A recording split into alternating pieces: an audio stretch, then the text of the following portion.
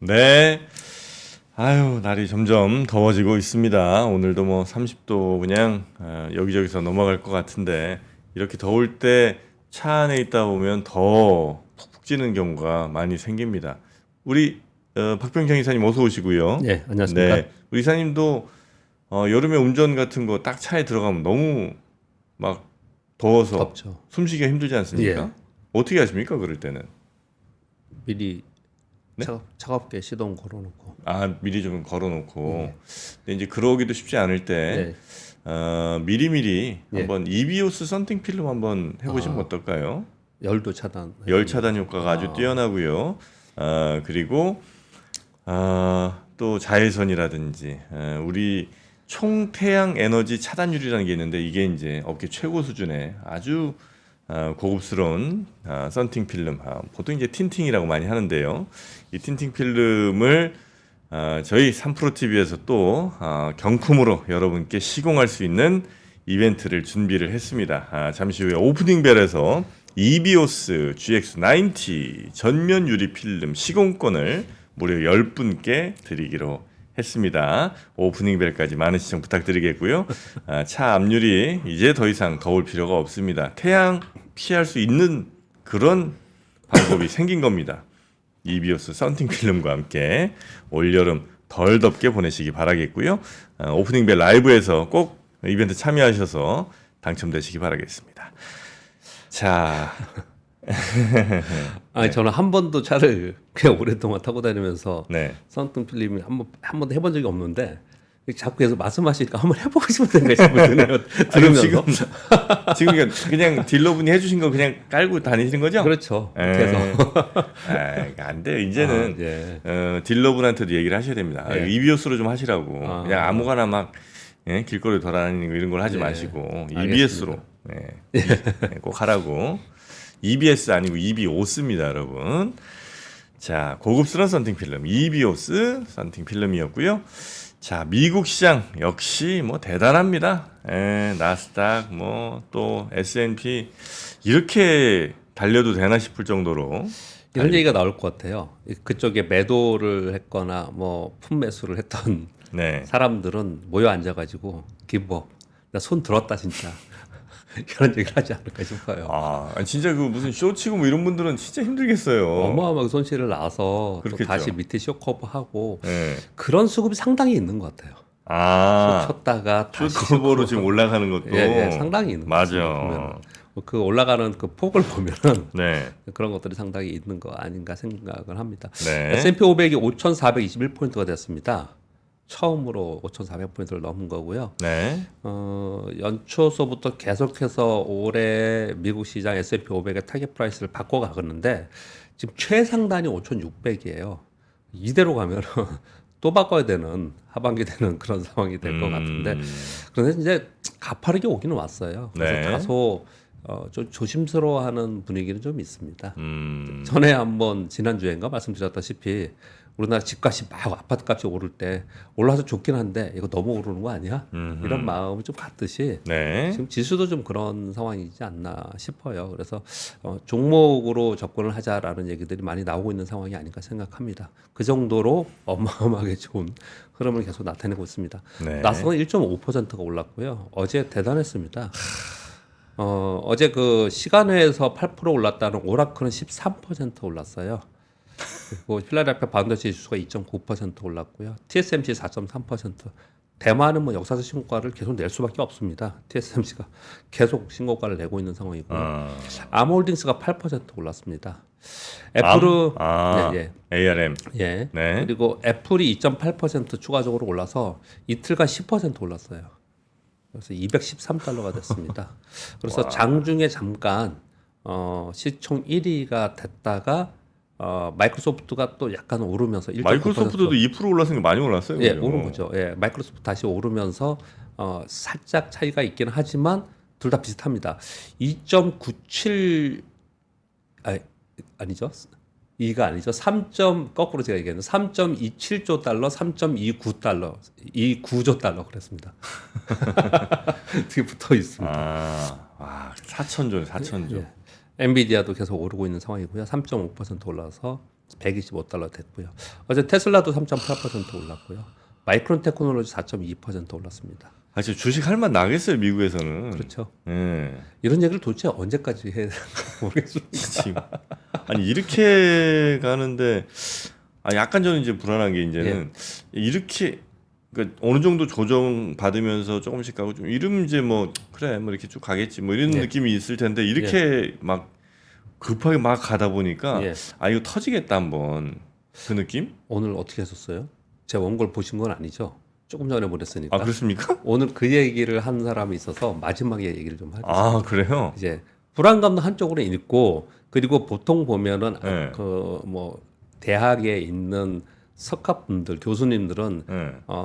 위험의 경고를 계속 주잖아요. 네, 시장에 네, 직접 네, 참여하지 네. 않으니까 그런 분들은 염려의 목소리가 굉장히 많이 나오고 있는 그런 상황이에요. 근데 뭐 우리는 시장 참여 안에 있으니까 시장 안에서는 있는 그대로를 좀 보니까 네. 계속 지금 좋은 상황이다라고 보고 쉽게 꺾이지 않겠다라는 시장의 전체적인 심리는 좀 작용이 되고 있다라고 보시면 될 것 같습니다. 네네. 지금 몇 가지 종목의 상승폭을 불러드렸듯이 이들 종목이 이렇게 급등을 하니 나스닥 1.5%는 올랐고 두 지수는 역사상 신고 지수를 경신했고요. 다우는 0.09% 하락했습니다. 정유주가 하락을 했고요. 최근에 은행주도 좀 주춤하고 있는 그런 상황입니다. 네. 어제 흐름을 좀 설명을 드려야 될 것 같습니다. 어제 중요한 날이니까요. 하나하나 흐름을 말씀드리겠습니다. 장 전에 CPI를 발표했습니다. CPI가 둔화되었죠. 그 수치를 말씀드리면서 흐름을 다 말씀드릴게요. 헤드라인 CPI는 MOM으로 0%, 컨센이 0.1, 저널이 0.3, YOY로 3.3%, 컨센이 3.4, 저널이 3.4. 코 CPI는 MOM으로 0.2% 증가, 컨센이 0.3%, 저널 0.3, YOY로 3.4%, 컨센이 3.5, 저널이 3.6. 다 하락했죠. 네. 저널비도 하락을 했고 컨센도 하락, 컨센 대비도 하락을 했고 그랬지 않습니까? 네. 그러니까 또 요번에는 월가에서 틀린 거예요. 이번에 비슷하게 나오지 않을까 생각했는데 생각보다 둔화가 되면서 나와서 둔화됐습니다. 일단 내용을 잠깐 안에 보면요. 제일 중요한 거는 에너지 쪽이 가장 많이 하락을 견인했고요. 거주비는 여전히 높은 상태에 좀 있습니다. 그래서 이건 제가 차트를 보여드리면서 쭉 설명을 드렸습니다. 네. 이제 앞으로는 이 CPI 항목에서는 거주비가 가장 중요하게 되는 것이고, 그래서 이제 이게 떨어지는 게 어떤 상황에서 떨어져야 되느냐 이런 얘기들을 계속 하고 있는 그런 상황이에요. 미국은요. 여튼간에 장전에 CPI 발표를 하면서 굉장히 시장이 원하는 CPI가 발표됐습니다. 그러면서 강세 출발했습니다. 그리고 나서 FOMC 회의 결과 발표가 바로 됐어요. 3시에 됐지 않습니까? 오늘 제가 어저께 좀 일찍 자가지고 네. 그래서 눈이 떠졌어요. 2시 반에. 그래서 이걸 봤습니다. 2시 보고 반에. 있었는데. 라이브로 보셨어요? 네, 계속 보고 있었는데 FOMC 회의 결과 발표를 했는데 점도표가 나왔잖아요. 네. 점도표가 시장 약간 매파적으로 나왔잖아요. 그래서 상승폭을 살짝 둔화시켰어요. 중간에. 그것도 말씀드릴게요. FOMC 회의 결과 발표가 됐는데 점도표가 연내 2회 정도가 중심값으로 있었는데 1회로 변경됐습니다. 화면 보시면 아까 우리 기자님도 이렇게 주시는 것 같은데 뉴스 하면서요. 이 왼쪽은 그냥 뭐 이 빨간 줄을 제가 그냥 그어왔는데요. 이 빨간 줄이 5%입니다. 직전에 3월에는 5% 아래에 다 모여 있죠, 점들이. 네. 5% 아래에 있었는데 요번에 봤더니 5%와 5% 위로 넘어가 버렸어요. 이 점들이 전부 다. 이렇게 옮겨갔다는 얘기예요. 그 얘기는 지금이 5.25에서 5%, 5.5잖아요. 네. 그러니까 한 번뿐이 안 하겠구나. 이렇게 바뀌었다는 얘기예요. 아. 이제 약간 매파적으로 바뀌었지 않습니까? 네. 그래서 시장이 상승폭을 살짝 둔화시켰어요. 그러다가 이제 그 이후에 30분 후에 파월 의장의 기자회견 있잖아요. 여기에서 뭔가 기대를 해본 거예요. 또 반등을 살짝 했어요. 그때. 뭐 어떤 기대를 했느냐. 본도표는 이렇게 나왔지만 매파적으로 나온 거잖아요. 그렇지만 우리 뭐 의견들은 이러이러했다. 또 뭐 본인은 이렇게 생각한다. 이런 네. 기대를 좀 있었던 거예요. 근데 내용을 봤더니 별게 없었습니다. 그래서 막판에 살짝 더 내려왔어요. 그래서 다우가 마이너스까지 간 거예요. 나스닥과 S&P 500도 고점 대비는 소폭 내려와서 마감을 한 거거든요. 그럼 왜 별게 없었다 생각을 했느냐? 인플레이션이 둔화는 되고 있으나 더 신뢰할 수 있을 정도로 되어야 된다. 지표 더 봐야겠다 나는. 이런 얘기를 좀 했고요.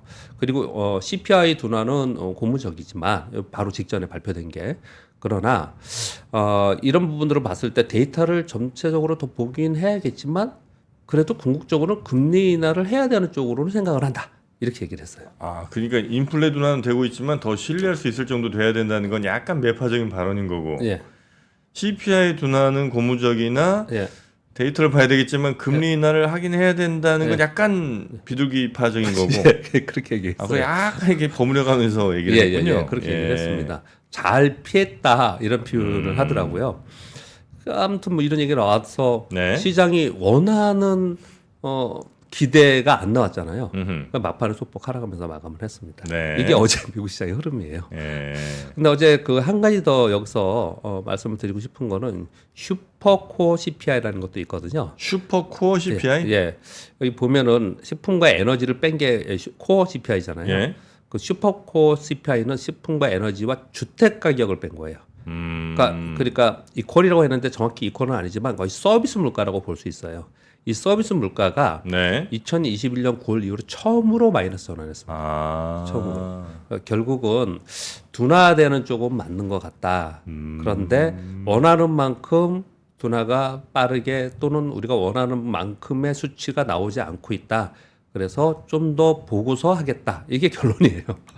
그러니까 이제 코어 CPI가 식품이랑 에너지처럼 예. 이렇게 막 가격 변동폭이 예. 큰 거 얘네 빼고 좀 예. 보자는 게 코어 CPI인데 예. 거기에서 이제 주택 가격까지 빼면 이제 이걸 슈퍼 코어 CPI라고 예. 하고 예. 요게 이제 사실상 우리가 느끼는 물가의 진짜 느낌에 훨씬 더 가까울 수 있으니까 예. 근데 요게 이제 마이너스가 됐다는 거죠. 예. 그럼 이제 미국은 물가가 사람들이 느끼기에는 꽤나 안정적으로 느껴지긴 하겠네요, 이제는. 이제 갈 개연성이 있는 거죠. 음. 그렇게 개연성이 있다. 물론 이제 그동안 이제 올라온 게 워낙 많이 올라왔으니까 그렇습니다. 이제 부담은 되겠습니다만. 그렇게 보는 거죠. 네. 그래서 사실은 CPI나 PC에서 이렇게 등락도 있고 이런 부분이 계속 있기 때문에 미국에서는 계속 얘기를 하는 게 지금 어제 파월 의장도 얘기하는 게 실업률 얘기를 계속 합니다. 근데 굉장히 아이러니하죠.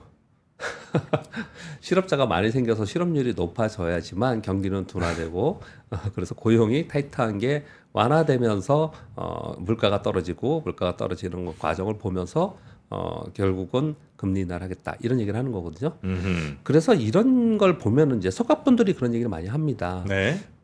연준은 여태까지 보험적 금리 인하를 한 적이 있는가?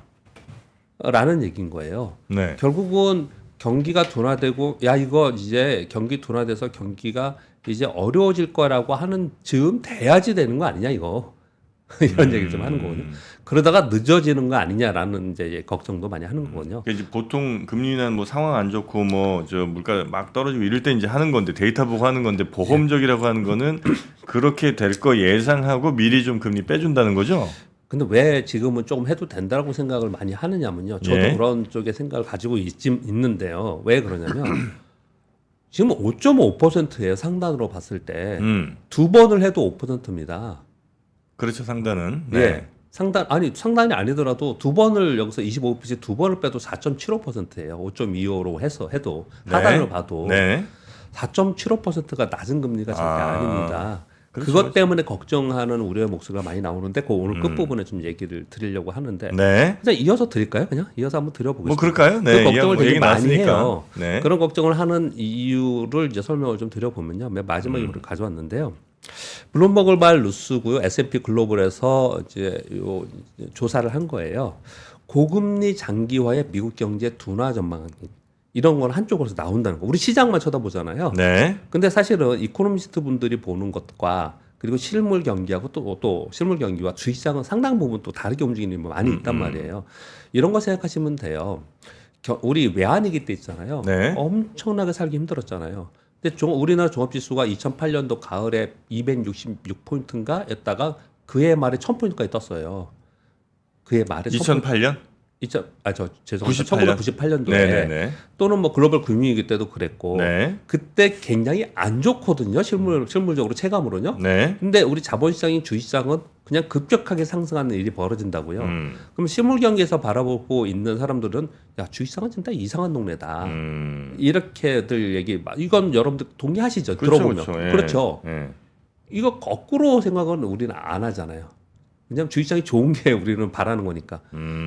주식시장 굉장히 좋은데 지금 상황에서 실물 경기에서 좋지 않은 흐름이 나타나는 것들도 분명히 있다라는 거거든요. 네네. 그런 얘기들을 걱정하는 이제 목소리들은 분명히 있다라는 말씀을 드리는 건데요. 네. 읽어드리면 이렇습니다. 고금리 장기화로 개인 및 기업들 개인들의 주택 구입 그리고 기업들의 생산 설비 투자 계획이 보류되고 있다. 그래서 구체적으로 보류된 내용들이 쭉 나오는 보고서 이제 내용들인데요. 네. 거기 이제 몇 가지만 제가 왔는데 중요한 것만. 올해 미국의 제조업 설비 투자가 1월에 예상이 6.7%였는데 3.9%로 하향되었다고 합니다. 미국 기업의 파산은 지난 3월 말까지 1년간 약 40% 이상 증가했고요. 개인 파산이 15% 이상 증가했다고 합니다. 그래요? 이거는 그냥 실물 경기에서 현실인 거예요. 우리 주식시장만 설명을 하지만 자, 이걸 하나를 또 말씀을 드리고 고금리가 계속됐을 때 어떤 위험이 있는가를 설명을 계속하는 거예요. 네. 그런 얘기들이 나오는 겁니다. 또 하나는 이 7번 뉴스는 여러분들이 그냥 듣고 이걸 너무 여기에 일단 사전 전제를 조금 깔겠습니다. 의미는 두지 마시고요. 사람들이 이렇게 생각하는 사람들도 있다라는 정도로 보시면 될 것 같습니다. 전 뭐 잘 모르는 사람들의 얘기지만 이게 재미있는 뉴스로 많이 회자되길래 가져왔습니다. 5조 달러요? 보세요. 루이스 나벨리아라고 하시는 분은 나벨리안 어소시에이트의 CIO 투자 책임자인데요. 이렇게 얘기를 했습니다. 곧 출시될 엔비디아가 곧 출시될 블랙웰의 성공 여부에 따라 내년에 시총 5조 달러를 돌파할 것이다. 핵심 요소인 차세대 AI 칩에 대한 막대한 투자로 경쟁업체의 우위가 될 것이고 따라갈 경쟁업체가 없다. 이런 표현을 쓴 거예요. 네, 이렇게 얘기를 했거든요. 네. 근데 왜 제가 지금 이거 엔비디아 얘기하면서 이렇게 했냐면 엔비디아 많이 갖고 계시기 때문에 그냥 이런 게 있다라는 의미를 두지 말자는 제 전제는 깔았습니다. 네. 지금 시장 얘기하고 그리고 뭐 실업률 얘기하고 이런 얘기하면서 금리 인하와 덧불어서 이 말씀을 드리는 거는 해리 덴트는 좀 유명한 분이잖아요. 하버드 교수이고 경제학자이고 인구절벽이라는 책의 저자입니다. 이분이 이번 거품은 통상의 5, 6년을 넘어서서 긴 장기적으로 거품이 만들어져서 더 큰 폭락이 올 거다. 내년에 S&P 500은 86% 폭락, 엔비디아는 98% 폭락할 거야. 이런 진짜 황당한 얘기를 했어요. 자, 이게 중요하지는 않습니다. 근데 아까 정프로님이 말씀 주셔서 제가 이어서 설명을 드린다고 했는데 왜 이어서 설명드린다고 했냐면요. 이것 때문에 그랬습니다. 이건 중요합니다, 여러분. 연준의 대차 대조표에 있는 채권의 보유 수량을 얘기를 한 겁니다. 지금 2007년에 금융위기가 생겼잖아요. 그 전에 연준의 대차 대조표 채권 보유량은 1조 달러가 안 됐습니다. 네. 금융위기를 맞으면서 3조 달러까지 늘렸어요. QE 1, 2, 3를 했습니다. 벤 버너키가 있었을 때 헬리콥터 벤님이 나오셔서 달러를 무제한으로 뿌렸습니다. 네. 그 상황 속에서 이게 올라오기 시작을 했고요. 그리고 어느 정도 안정화되고 나서 2013, 14, 15, 16, 17에는 시장이 안정화됐었거든요. 그러니까 폭락했다가 올라와서 오히려 폭락했던 것보다 더 많이 올라와서 안정화됐어요. 그러면서 다시 QT를 했어요. QT를 하는 과정에서 코로나가 생겼네요. 네. 그러면서 곧바로 제로금리 만들면서 6조 달러를 풀었어요. 그래서 9조 달러까지 QE를 진행한 겁니다. 여기까지 진행을 한 거예요. 네. 이 사람들이 왜 무슨 얘기를 지금 하는 거냐면 아까 설명드린 건 뭐냐면 통상 거품은 5, 6년 정도 지나면 한번 꺼졌다 가고 그랬는데 이번에 이렇게 이게 지금 S&P 500의 지수 상승하고 똑같습니다. 이 기울기가. 똑같아요. 이렇게 긴 시간 동안 올라오지 않았냐라는 얘기를 하는 거예요. 2008년이라고 치고 그러면 지금 올해까지 하면은 몇 년입니까? 15년, 16년. 예, 15년 동안 미국의 S&P 500가 달려오지 않았냐는 얘기를 하는 거예요. 원래는 그래서 이제 2019년쯤에 이제 QT하고 그동안 풀린 것들 조금 이제 걷어들일 시간이 필요했는데 그거 하다 갑자기 코로나 터진 바람에 빵 더 풀어갖고 완전히 지금 상황이 이전에 어떤 뭐 거품이나 이 시장 돈 풀리는 거랑 비교할 수 없을 정도로 너무 많이 풀려서 어마어마한 돈이 풀려 있는 거죠. 이건 결국 이게 크게 터진다. 그렇게 얘기를 하는 거예요. 그렇게 얘기를 하는 거거든요. 그러니까 뭐 아침 시간이긴 하지만 뭐 지금 뭐 미국 워낙 좋은 상황이라서 미국 설명을 더 할 것도 없으니 이런 얘기들이 있다는 거 설명을 드리면서 한편으로는 이런 걱정을 하는 사람이 있다라는 거거든요. 근데 이 표 하나로 설명할 게 너무너무 많습니다. 사실은요. 이 표 안에 연준이 지금 가지고 있는 채권의 종류도 굉장히 중요하지만요. 네. 또 하나는 뭐냐면은 이 QT를 진행하고 있었습니다. 연준에서는요. 그러면 가만히 생각해 보시면 연준이 시장의 유동성을 푼 것을 회수하는 거잖아요. 네네. 이 기간 동안에는 회수하는 동안에는 시장이 안 좋아야 되잖아요. 그런데 최초에 처음에 회수하는 동안에는 좀 좋지 않았습니다. 그런데 지금은 회수를 하고 있는 과정인데도 시장은 신고가를 내면서 계속 가지 않습니까? AI라는 이런 거 빼고 수급만 보고 봤을 때도 지금 계속 가고 있는 이유는 뭐냐? 한쪽에서는 돈을 회수하는데 한쪽에서는 돈을 계속 시장에 유동성을 주고 있잖아요. 그게 어디서요? 재무부에서 계속 채권 발행하면서 계속 거기다 주고 있어요. 네. 그래서 재무부에서 그걸 주면서 걱정하는 게 뭐냐면은 이거 자칫 잘못해서 이게 시중에 이 자금이 뿌려지면 인플레이션 유발시킬 수 있잖아요. 그래서 요번 자금 뿌린 거는 거의 대부분 금융권 안에서만 소화될 수 있도록 하고 있는 거예요, 지금. 시중에는 더 돌아가지 않고 있도록. 네. 이걸 증명을 어떤 걸 해볼 수 있냐면요. 여러분, 제가 진짜 이해가 안 됐던 거, 제가 여태까지 증권사에 있으면서 이런 걸 얘기하면서 진짜 이해가 안 됐던 게 있었는데 나중에 알았는데요. 이 처음에 이 08년도에 글로벌 금융위기 맞고 그리고 나서 3조 달러 돈을 풀었을 때 요때 어떤 얘기를 했냐면 야, 달러를 이렇게 풀어놓으면 달러 가치 폭락할 거 아니냐. 달러 가치가 하락하면은 국제 원자재 가격이 엄청나게 급등할 거 아니냐 이랬거든요. 그렇죠. 두 개 다가 안 나왔어요. 두 개 다가 없었습니다. 달러 가치가 폭락하는 것도 없었고 원자재 가격 하나도 안 움직였어요. 이때. 네. 하나도 안 움직였거든요. 네. 나중에 이거 설명하기를 어떻게 했냐. 그 돈이 시중에 돌아가지 않았다. 이때 물가 안 올랐다는 말씀을 드리는 거예요. 시중에 금융권 안에서만 있었다. 네. 이렇게 요걸 해석을 합니다.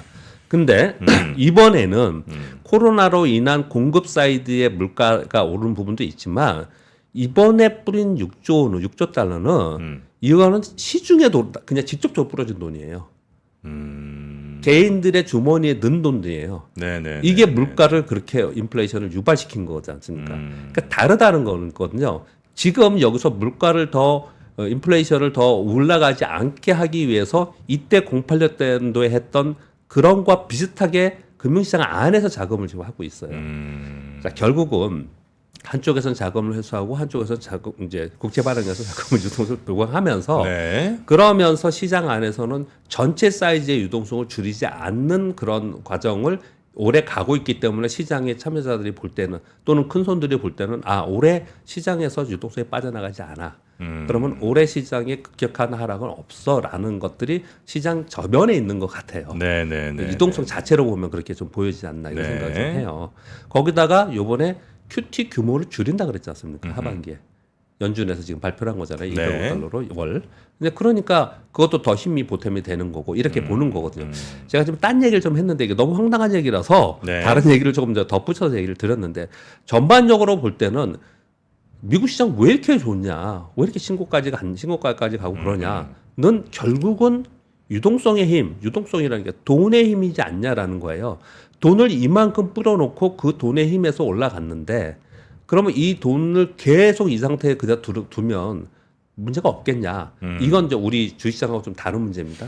다른 걱정을 하시는 분들도 많잖아요. 네. 향후에 뭐 달러 패권 문제나 이런 걱정하시는 분 굉장히 많잖아요.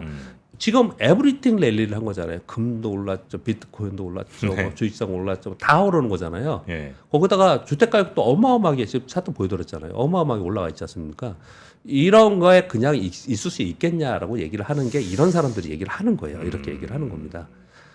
그래서 결국은 네. 가만히 보면은 어찌 생각하면 조금 피상적인 얘기긴 하지만 이게 그러니까 비정상이 계속 지나다 보면 정상이 되잖아요. 그래서 계속 이게 정상으로 살게 될지는 모르겠지만 예. 이게 비정상이라고 생각하는 순간이 돼서 비정상을 정상화로 만드는 순간이 됐을 때 지금 아까 정프로님 말씀하시는 만약에 큰 위험이 오면 그런 시기에 그런 큰 위험이 오지 않을까라고 생각해 볼 수 있다. 좀 얘기가 좀 길어졌는데요. 네. 그런 얘기들을 이 회자가 되고 있고 여러분들 잠깐 보시면은요, 특히 이코노미스트 분들이나 또 대학 안에서 공부하시는 분들은 이 얘기를 굉장히 많이 합니다. 이제 많이 하는데 우리는 이제 그걸 들으면서 그건 알겠는데 먼 일이잖아. 그리고 주식시장에선 지금 당장 곤데 뭘 스탑을 계속 얘기를 해. 뭐 그런 걸 얘기를 해. 이렇게 얘기를 좀 하고 있는 상황입니다. 그러니까 지금 상황이 아마 이론적으로 도저히 설명이 안 되는 그런 상황인가? 너무 많죠. 예. 왜냐하면 과거에는 실물 경기에 네. 선반영하면서 자본시장이 움직였는데 지금 자본시장이 실물 경기를 끌고 다니고 있으니 많이 바뀐 거죠. 그러나 늘 제가 또 갖고 있는 생각 중에 하나는 이론은 현상을 설명해야지 현상을 이론에 맞추려 하면 안 된다. 그쵸. 예. 맞습니다. 아까 말씀드린 이분이 있잖아요. 네. 이분 되게 유명한 분이잖아요. 네. 재무절벽 쓰신 분이요. 네네네. 이분이 원래 최초에 이런 걸 그 안을 내놨을 때는 작년에 내놨을 때 2024년 올해 폭락한다 그랬었어요. 그렇습니다. 네. 알겠습니다. 네, 그렇게 정도 좀 뭐 어제 미국 시장 흐름을 얘기하면서 예. CPI와 FMC 결과에 대해서 말씀을 좀 드렸고요. 시장은 핵심은 CPI에 더 중점을 둔 거예요. 사실 FMC 결과의 점도표를 보면 시장은 흔들렸어요. 정상이었어요. 네. 근데 CPI에 더 무게감을 둔 거고요. 그리고 나서 FMC 결과 발표하고 이거는 오후에 됐잖아요. 그러니까 어쩌면 이게 반영이 덜 될 수도 있어요. 요 점도 조금 생각할 필요가 있습니다. 네, 네, 네. 그렇게 보시면 좀 될 것 같습니다. 그리고 어제 우리 시장은 코스피는 0.84%, 코스피 0.27% 올랐는데 어떤 기사를 보니까 이렇게 쓰더라고요. 한국 시장은 통발에 걸려 있는 것 같다. 통발에 걸려 있는 것 같다. 어떤 분이 그런 기사를 무슨 썼더라고요. 낙지 같은 거 잡는 뭐 그런 거. 통발에 걸쳐서 오도 가도 네, 못하고 물고기 잡고 예, 뭐 이런. 그런 얘기를 좀 표현을 쓰고 있는 것 같더라고요. 네. 근데 지금 이제 오늘이 선물옵션 동시 만기인데요. 어제도 그 영향이 굉장히 있었습니다. 네. 오전에는 외국인들이 선물 매도하면서 등락을 했어요. 제가 이런 표현을 들으면서 뭐 선물옵션 동시 만기를 맨날 봐야 돼 이런 생각하실지 모르지만 시장을 하루 종일 보고 계시는 분들은 명확합니다. 외국인들이 선물 매도를 하면서 오전에 주춤주춤하다가 오후에 갑자기 팍 뜨기 시작했죠. 네. 외국인들이 선물을 막 사기 시작을 했어요. 그러면서 비차이 프로그램에서 따라 들어오면서 올라온 겁니다. 이 선물 시장에서 움직이는 시장은 웹도덕 현상이라고 그러고 웹도덕 현상이 나타나는 것은 시장의 주도 주체가 전체 시장을 추세적으로 이끌지 않는 구간이기 때문에 그러는 거예요. 한마디로 통발이기 때문에 이러는 거예요. 네. 이런 현상이 나타나는 거고 우리 시장은 여기에 지금 갇혀 있는 거다. 그리고 오늘 동시에 만기이기 때문에 더더욱 그렇다. 뭐 외부 영향이 전혀 없는 건 아니지만 네. 영향도에서는 훨씬 더 크다 이렇게 보시면 될 것 같고요.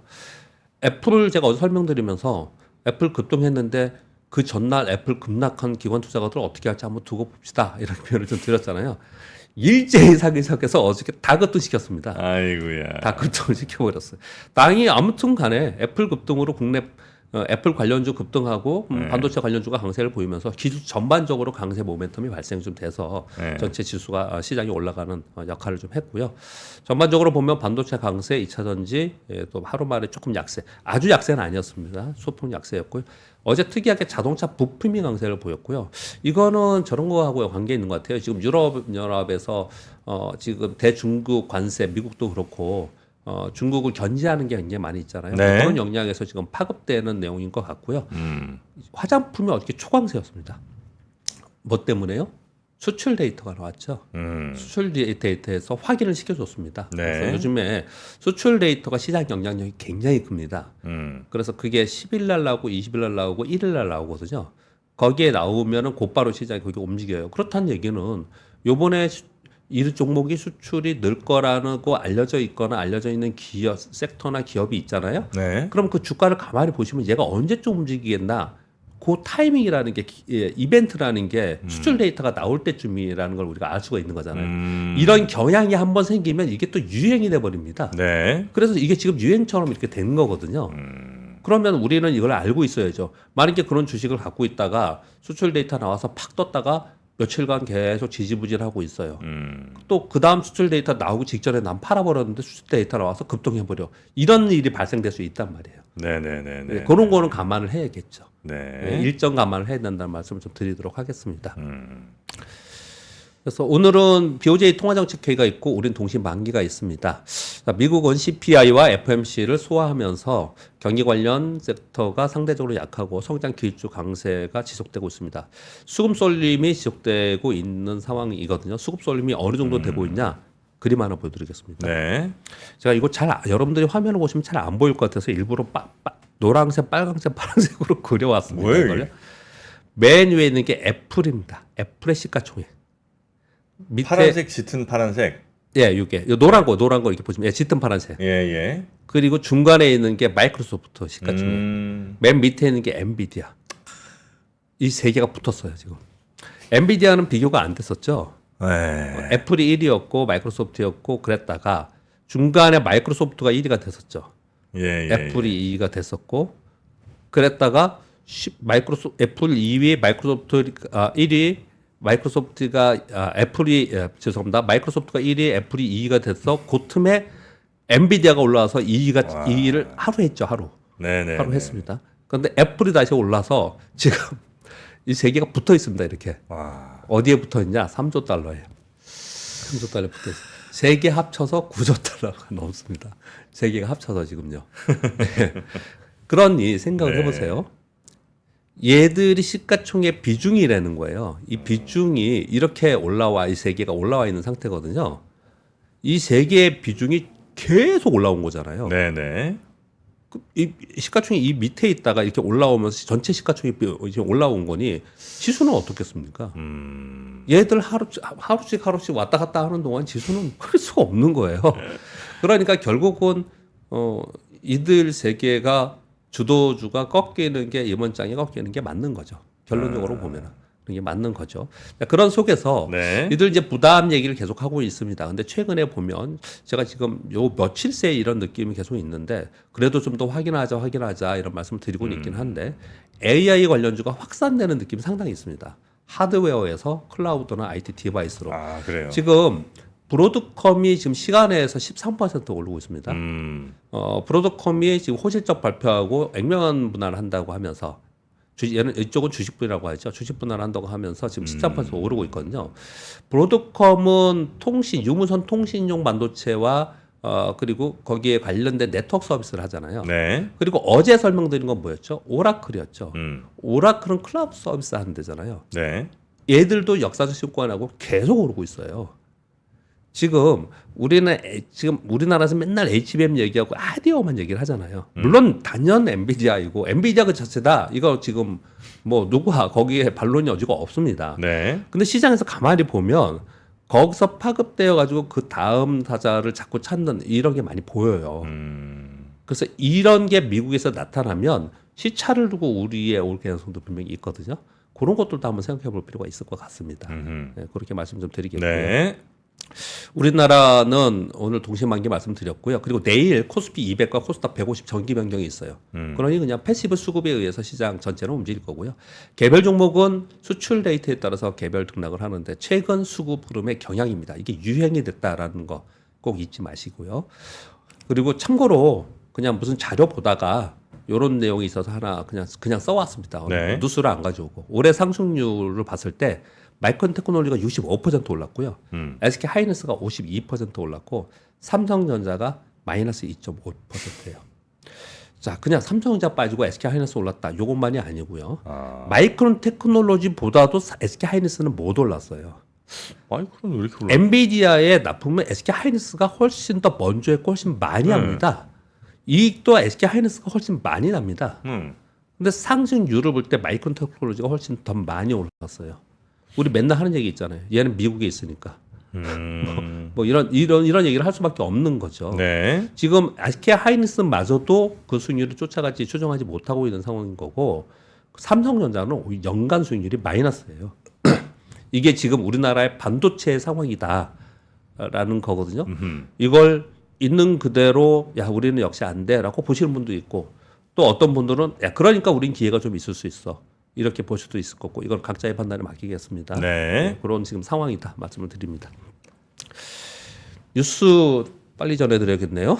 아까 뭐 딴 얘기 하다가 지금 미국이 금리 인하 여부 뭐 이런 거에 대해서 얘기가 있었는데 어제 한국은행 총재께서 창립 74주년 기념식에서 발언이 있었습니다. 그냥 한번 읽어드릴게요. 비슷비슷한 항상 파우로장이 얘기하는 거와 비슷한 얘기를 하셨습니다. 그런데 우리하고는 좀 다른 게 있어요. 우리의 특수성이 좀 있거든요. 그런 걸 언급을 좀 했어요. 한번 읽어드릴게요. 물가가 목표 수준으로 수렴하는 것이라고 확실히 될 때까지는 인내심을 갖고 현재의 통화 긴축 기조를 충분히 유지할 필요가 있다. 많이 들은 얘기죠. 네. 인플레이션과의 싸움에서 마지막 구간에 접어든 지급, 상충 관계를 고려하고 섬세하고 균형 있는 판단이 필요하다. 많이 들은 얘기입니다. 너무 늦게 정책 기조를 전환할 경우 내수 회복 약화와 연체율 상승세 지속으로 시장 불안을 초래할 수 있다. 너무 일찍 정책 기조 전환하면 물가 상승률의 둔화가 속도가 늦어지고 환율 변동성과 가계 부채 했습니다. 증가세 확대될 가능성이 있다. 요 밑에는요 같은 얘기이지만 파월장이 워딩하는 거하고 우리하고의 특수성들이 여기 들어가 있습니다. 우리나라는요 연체율이 좀 늘고 있어요. 네. 그래서 가계 부채 부담이나 가계 부채 중에서 주택담보대출 부담이 상당히 있고 그리고 소상공인 부채율이 상당히 있습니다. 이 우리나라는 그 특수한 걸 걱정을 지금 하고 있는 거예요. 네네. 네, 그런 부분들이 좀 차이가 있다 이렇게 말씀을 드리겠고요. 그러면서 결국은 요 얘기가 나오면서 시장에서 평가를 어떻게 하고 있냐면 대부분요. 실제로 속마음은 잘 모르겠지만 금리나 여건이 성숙하기를 기다리면서 연내 인하 가능성을 열어둔 발언이다. 이렇게 해석을 좀 하고 있는 것 같아요. 지금 이것도 뭐 석학이라고 제 표현을 자꾸 쓰는데 이제 아카데믹하게 이제 대학에 가시는 교수님들은 이쪽에 전문가이신 교수님들은 이거 미국 기다리면 우리 안 된다, 큰일 난다. 네네네. 우리 먼저 해야 된다 이런 얘기 되게 많이 나오고 있습니다. 그래서 그것과 연계해서 우리 시장을 좀 볼 필요가 있고 우리 시장이 미국이 금리 인하를 하는데 우리는 계속 버티고 있어 했을 때 우리한테 큰 문제가 될 수 있다라는 게 주식 시장이 우리 시장 못 가는 이유 중에 하나예요. 네. 그래서 굉장히 이거 중요하다 이렇게 말씀을 드리겠습니다. 유럽연합이 중국자 전기차 추가 관세 부과 발표 말씀드렸고요. OCI가 2차 전지 실리콘 응급제용 특수 소재 공장을 착공했다는 뉴스가 나왔습니다. 2차 전지 소재 사업을 확대하겠다는 거거든요. 네. 넥세온이라는 데 소재 공급을 하는데 이 넥세온이 연 1,500만 톤 규모의 실리콘 응급제 공장 건설을 했고요. 일본 파나소닉의 장기 공급체 해결을 한 곳이에요. 그래서 여기에 소재를 준다라는 거예요.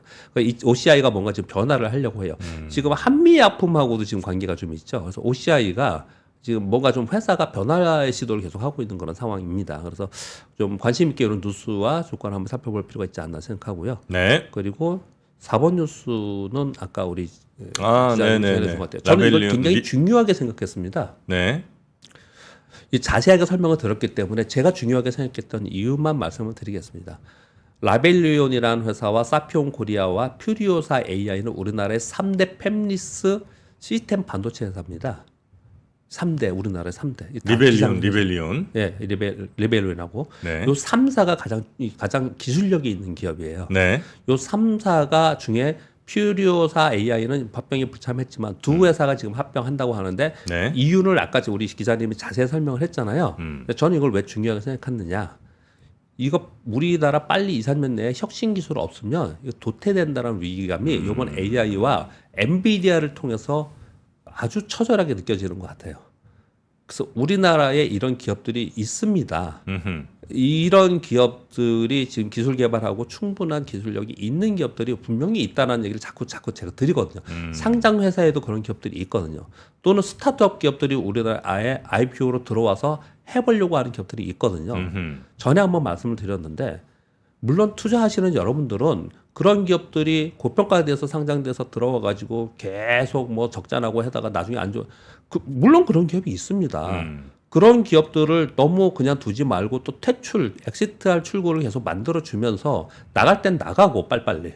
그리고 들어오는 기업들이 빨리빨리 들어와서 성공하는 기업들이 그 중에 10개 중에 한두 개라도 성공하는 게 기업이 나와야지 주식시장의 퀄리티가 좋아지고 우리나라 전체적으로 좋아지는 거거든요. 우리는 그 퇴로를 아예 막고 있어요. 퇴로래. 진입로 자체가 네. 테러도 굉장히 어렵지만 진입로 자체가 지난번에 여러 가지 사건으로 해서 지금 막고 있는 상황이거든요. 저는 이거는 굉장히 문제라고 생각을 해요. 네네. 그때도 그렇게 말씀을 드렸는데 그런 과정 속에서 이러한 기업들이 합병을 해서 뭔가 모색을 한다는 걸 보면서 이런 게 많아져야 된다라고 저는 생각을 합니다. 네네. 여기까지 하겠습니다. 이 뉴스까지 전해주시는 걸로 오늘 시간이 조금 많이 지났는데요. 네. 오늘은 워낙 또 중요한 뭐 여러 이벤트들이 있었으니까 네, 내일도 잘 부탁드리겠고 네. 오늘도 고생 많으셨습니다. 교보증권 박병창 이사님이었고요. 고맙습니다. 네, 감사합니다. 네. 박근영, 이선영, 사경인, 염승환 투자 마스터들의 세심한 케어로 건강한 투자 습관을 만드세요. 3프로 멤버십 3프로 앱에서 확인하세요.